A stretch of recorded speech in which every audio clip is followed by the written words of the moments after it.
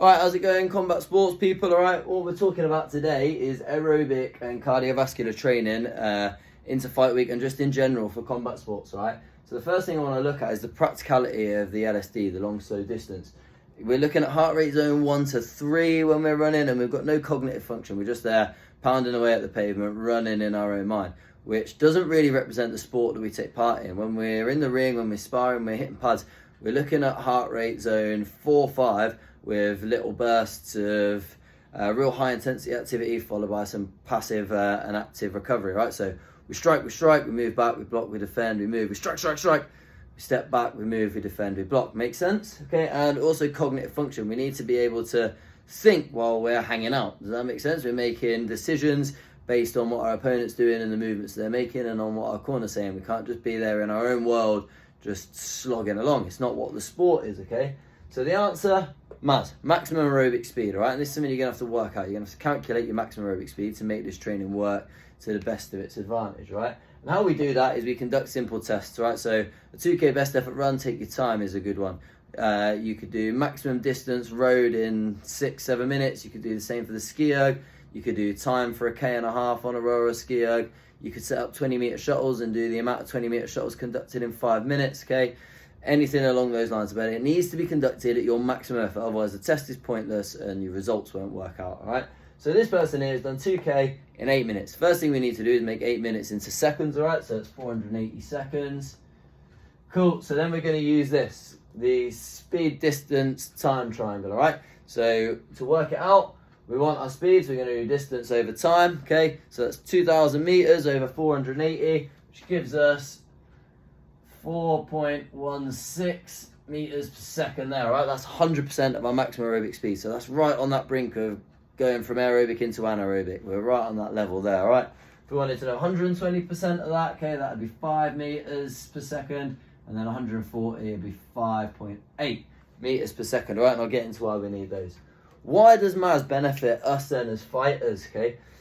It's been proven scientifically to be the most effective way to improve aerobic power, more effective than the long, slow, steady state runs. It's going to build our ability to produce power while we're in a top end aerobic state, okay? And it's going to produce our body's ability to maintain a higher level of aerobic pace and speed, right? Basically, we're going to be able to not be anaerobic, not have that lactic acid build up and that fatigue build up for a longer time and at faster movement paces, all right? So really helpful for us as fighters. It's sport specific, okay? So when I get into how we train with our MAS, it's short bursts and then either passive or active rest and recovery constantly, which is what we do in the ring and how we move. Anaerobic enhancement, because of the stop-start nature of it, we're developing that anaerobic system as well, okay, and that alactic system, all helpful for in the ring. They're all sport specific to sending strikes off, all right? And then finally, direction and speed changes. So throughout doing MAS training, we're going to be varying the speed that we're moving at, and we're going to be changing direction regularly because of shuttles and things that we're going to use, all right? Which, again, in the ring, we're doing constantly. We're pivoting off foot, we're pushing left, pushing right, pushing forwards, pushing backwards. So it's all really sport-specific and really useful to what we're doing, and it's going to build more of that aerobic power than the long, slow distance running, going out for the 5K, 10K, 12K, whatever running it might be that we're doing, all right? So let's look at types of MAS and the way we can use MAS, all right? So the first one is going to be the grid method, all right? So we're going to lay out a rectangle of cones, and how it works is we have the long end is going to be set out to say how much distance we're going to cover in 15 seconds at 100% of our MAS, all right? So we're moving at 100% of our MAS down that long end. When we get to the corner, we should hit that bang on 15 seconds. We're then going to turn 90 degrees, okay? And then we're going to cover a distance, same for 15 seconds, but the distance will be the equivalent of our 70% of our maximum aerobic speed. So that's our active recovery.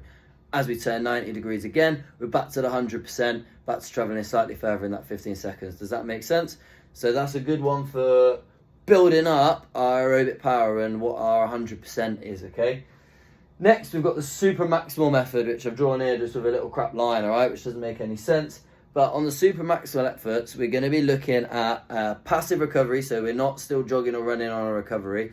Same looking at a 1-to-1 work-rest ratio, working for anywhere between 2 minutes all the way up to 10 minutes, depending on our aerobic power and what part of fight camp and things we're on, all right?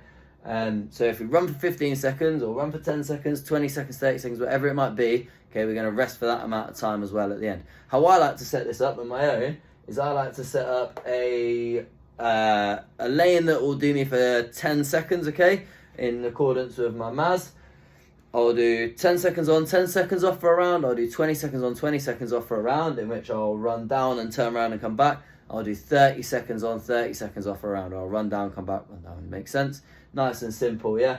But we're working here, the crucial bit is we're not working at our 100% anymore. We're working at least 120, pushing up to 140% of our MAS. So we're above our maximum aerobic speed, okay, which is why we're keeping it. Short work periods, maximum of 30 seconds, okay, and a decent rest period. We're going to be doing that, like I said, from 2 minutes to sort of 10 minutes, and then with a decent recovery period after that before we go again, if we go again, depending on where we are in our fight camp.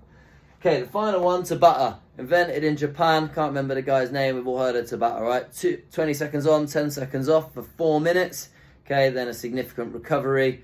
Okay, and then into doing it again.